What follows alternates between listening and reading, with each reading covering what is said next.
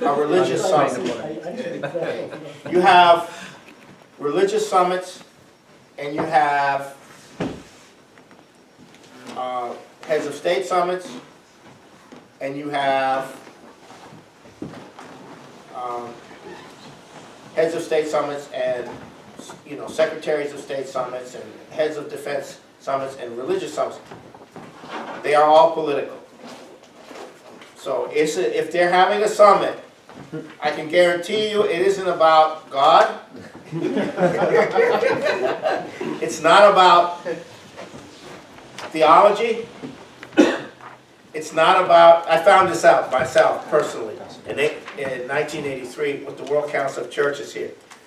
I was the only one talking theology to these people. and I wasn't even a Christian then. So anyhow, I was talking Christian theology and I wasn't even a Christian. So, there's a real problem there. Anyhow, no, it's obviously a political meeting.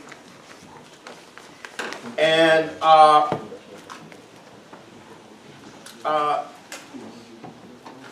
it could be this, it could be that, or it could be this other thing over here. But here's my take. The leader of the Russian Orthodox Church is the leader of the Russian Orthodox Church. The leader of the Serbian Orthodox Church is the leader of the Serbian Orthodox Church. The leader of the Greek Orthodox Church is the leader of the Greek Orthodox Church. The leader of the Syrian Orthodox Church is the leader of the Syrian, and so forth. And the Orthodox churches are structured on a cultural national structure. The Russian, the Ukrainian Orthodox Church, but there's one Orthodox guy. Now this has to do with the nature of Orthodoxy. This Orthodox metropolitan would be the Pope of all the Orthodox churches. And traditionally he was appointed by the Byzantine Emperor. But since they're Orthodox, they didn't want to change traditions. It's the Ottoman Empire the Ottoman emperor appointed the head of all the Orthodox churches because they didn't want to change traditions. And today, the Turkish president appoints the Orthodox church. Wow. This is what Orthodoxy is all about, folks. If you don't, no. This is the Archbishop of Constantinople, or currently Istanbul. Yeah. Okay. Now he was involved in writing or working with the Pope on the new encyclical. Yes. Now, here's the deal. Here's my view. It has to do with what we talked about tonight, division. Because the Orthodox Church historically broke with the Western Church over the filioque. Now, the filioque means "and the Son." That's what filioque means. The Orthodox Church said, no, that's incorrect. It's from the Father through the Son. And the Western Church says, no, it's from the Father and the Son. Now, the issue is, did this Holy Ghost come from the Father, the creative Logos come from the Father through the Son, or did the Son have an independent creativity?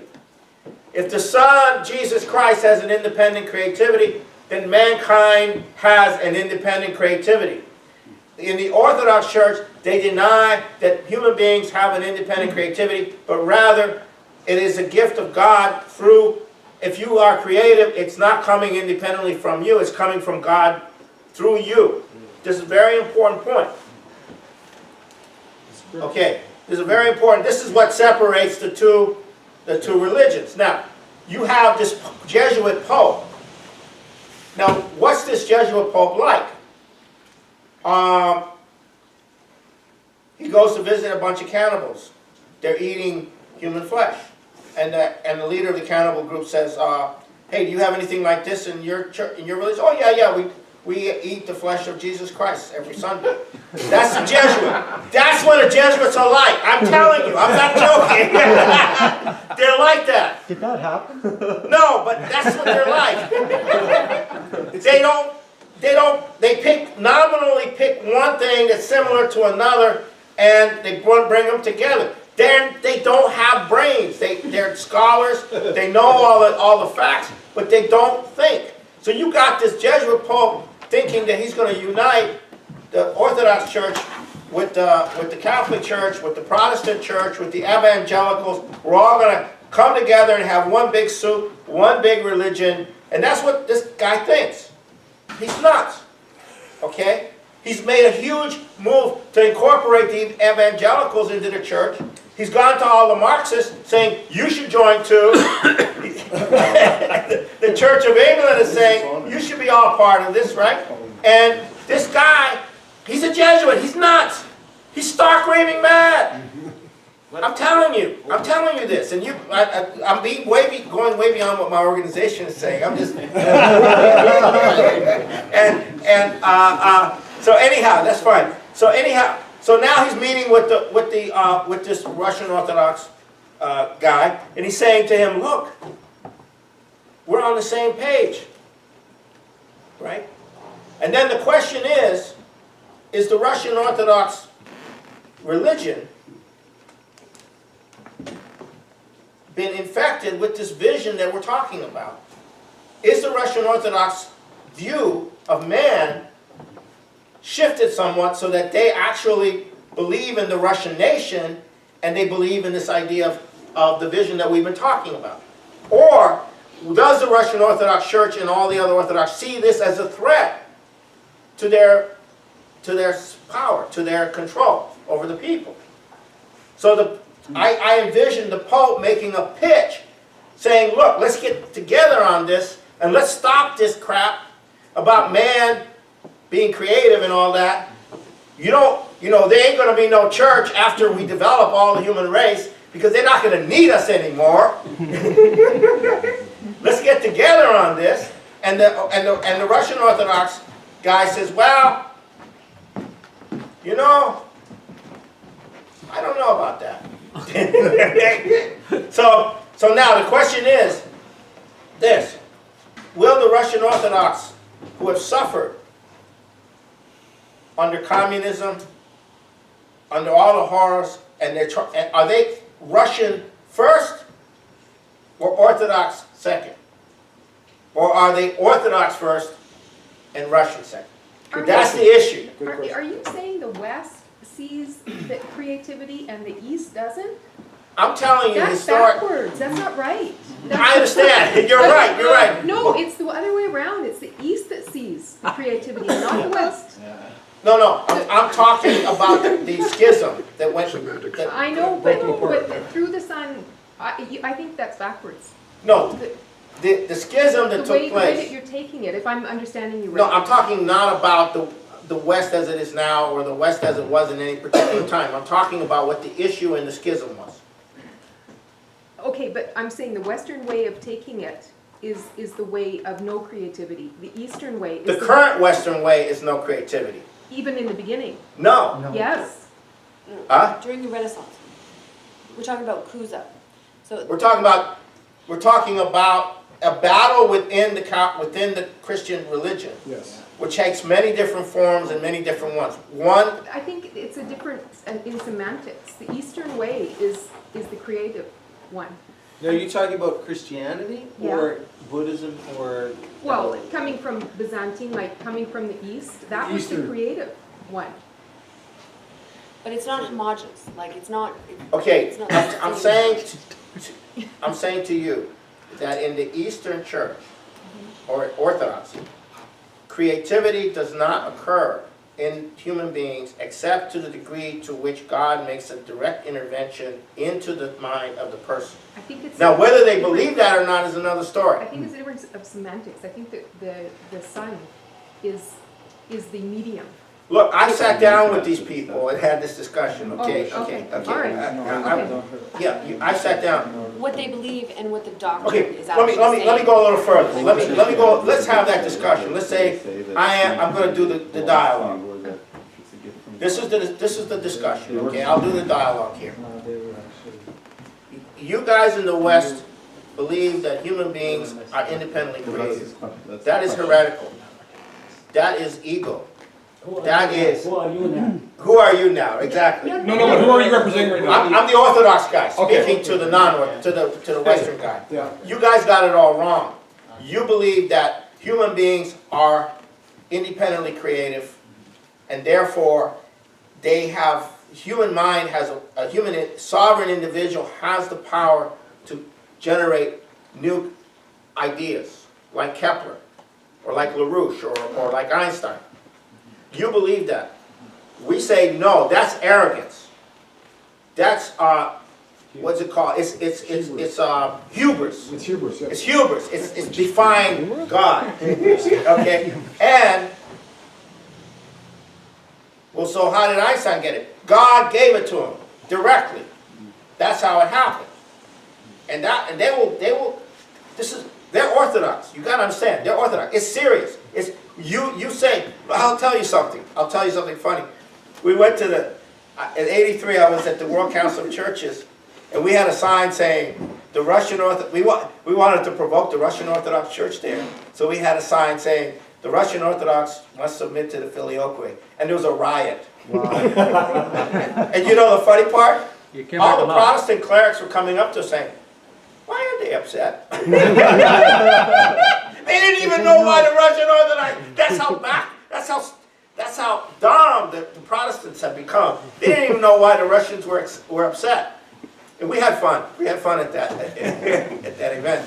But anyhow, so what I'm saying, I'm not saying that's the problem, but I'm saying, in my view, the Pope and the British are trying to organize the Russian and all the Orthodox churches to join them in a global New World Order. Yes. And the Russian Orthodox Church is probably going to tell them to go screw themselves, because the Russian Orthodox Church is not infected by It's been infiltrated.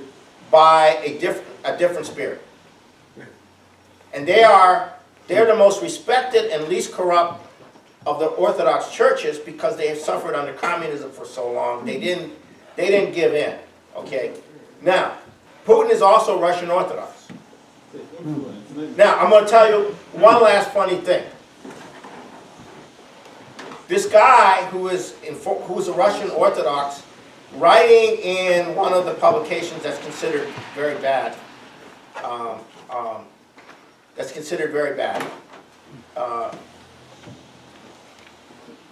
he said that he was commenting on Lyndon LaRouche.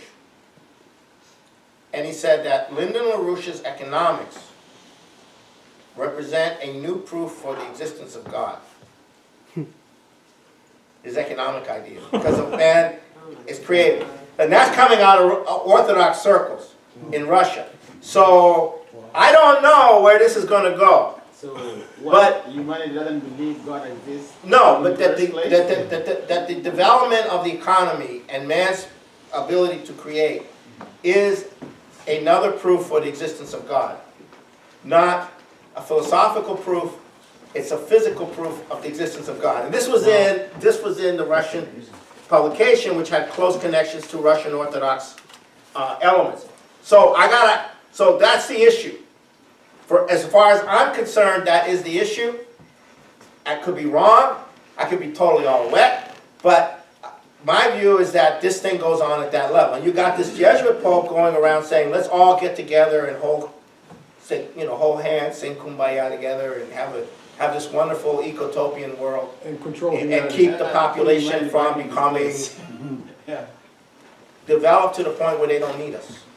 Well, can I just ask you Yeah. to raise everybody's awareness as well about something as far as the church goes? Because this is not something that the average person knows. No. No. What I'm about to say is not something that the average Okay. person knows. Is that that the Vatican is an intelligence group. Now, as you told us last night, that the Russian Orthodox Church has also become somewhat of an intelligence group. No one understands that. I don't think any of these people, the average person, understands that aspect of how the church operates. That's right. Can you expand on Intelligent group Have a was library, spies. Huge.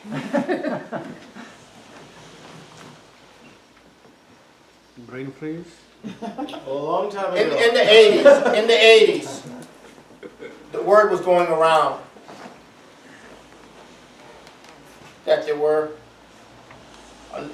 the following major intelligence entities in the world. There was British intelligence, there was U.S. intelligence, there was Russian, Soviet intelligence, there was Chinese intelligence, there was Vatican intelligence, and then there was the LaRouche movement intelligence. And we were the smallest of the group, but we were considered, in our capacity through our analysis, not through our knowledge of what's going on, but through our analysis, to be on a par with a major intelligence organization. And the Vatican was one of them.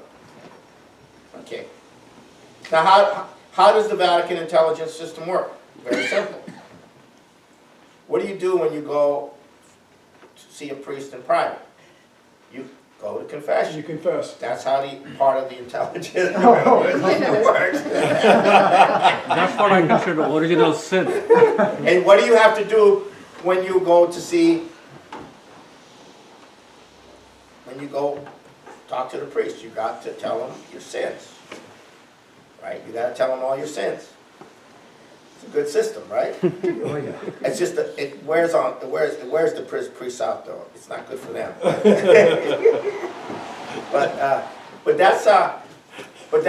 So the Vatican situation is very complicated, and I'll explain briefly. For those of you who may or may not know the history of the church, I only know it in a very cursory way. You had the part of the church that was involved in the Renaissance. It was very short-lived. Then the part of the church that came in was just absolutely nasty, vicious. Before the Renaissance, they were absolutely vicious and nasty. But there was this Renaissance element in the church in the 1400s. Very brief. They played a key role in launching the European Renaissance, but after that, it got drowned in blood. The Jesuit order was created as part of creating the structure for doing that, back in the 1500s. Okay. Up until, let me tell you how bad it is. The oligarchy ran the church, ran the Catholic Church. Okay, and for the most part, and one of the most oligarchical, anti-human elements of the church was in Latin America, and most of all in Mexico. And they did not believe in the Mexican nation. They believed it should still be under Spain into the 21st century, to 20th century. That's how backward they were. The church itself underwent a transition in 1878 when you had the first modern pope, Leo XIII. Now, Leo XIII was a break with the papacy generally going back, except for the period where there was a break in the 1700s when the Jesuit order was kicked out. But that was forced upon the Vatican by the King of Spain and the King of Portugal. Nonetheless, Leo XIII was a break in the Vatican tradition because up until then, the church did not recognize the existence of sovereign nations. They were opposed to the idea of sovereign nations. And so in 1878, you had the shift in the church, and then you have what we call the modern popes. And what I mean by modern popes is they basically subscribe to the nation-state idea. They went along with it. It also means they will go along with scientific progress. So from 1878 till this new pope, Francis, you have what I call the modern popes. The modern popes went along with the idea of nation-state. They went along with science and technology, went along with progress. and it ends with Francis, This is in the Western Church. the Western Church. Okay, that's in the Catholic Church.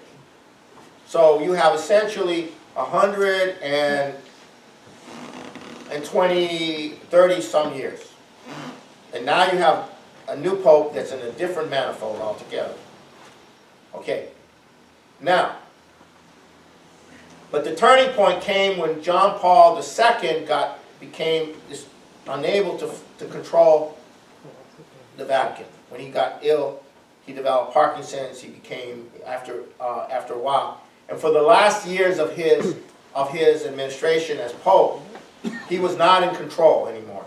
And all the forces that have been built up, the modernist forces, all the crazy crap that's been built up by the British and by all the other operations, then comes into the church, and now the church starts to go off into a tradition which ended basically with John Paul II. It was carried over briefly by Pope Benedict, Ratzinger, and then after that, this is my view. So now you've got a church that has this weird approach, but then you have the Catholic Church itself is not all on board with all of that. So you have, so when I went to the cathedral to hand out flyers on midnight mass on World War III, I asked all these people, I was saying, what do you think of this Pope? And they said he sucks. Most of the people said he sucks, for whatever reason. So, so I don't know. Now the Orthodox thing is more complicated. I really don't know it. It's country by country. I really don't know what's going on with them. The paradox is they did not get infected with all this cultural crap, rock, drug, sex, counterculture, all that stuff. So on one level, they don't have the corruption, the cultural corruption that has occurred in the last 50 years, 60 years in the West, which acts as a kind of prophylactic against that cultural corruption, but then they have their own issues, their own problems. So that's my basic orientation on that. Last one. You know, the Ukrainian Orthodox Church, you know, but there's one Orthodox guy. Now this has to do with the nature of Orthodoxy. This Orthodox metropolitan would be the Pope of all the Orthodox churches. And traditionally he was appointed by the Byzantine Emperor. But since they're Orthodox, they didn't want to change traditions. It's the Turkish, it could be that, or it could be this other thing over here. But here's my take. The leader of the Russian Orthodox Church is the leader of the Russian Orthodox Church. The leader of the Serbian Orthodox Church is the leader of the Serbian Orthodox Church. The leader of the Greek Orthodox Church is the leader of the Greek Orthodox Church. The leader of the Syrian Orthodox Church is the leader of the Syrian, and so forth. And the Orthodox churches are structured on a cultural national structure.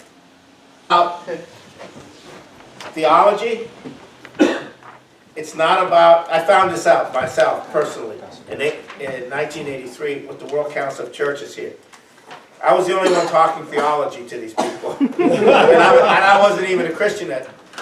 So anyhow, I was talking Christian theology and I wasn't even a Christian. So, you know, there's a real problem there. Anyhow, no, it's obviously a political meeting. And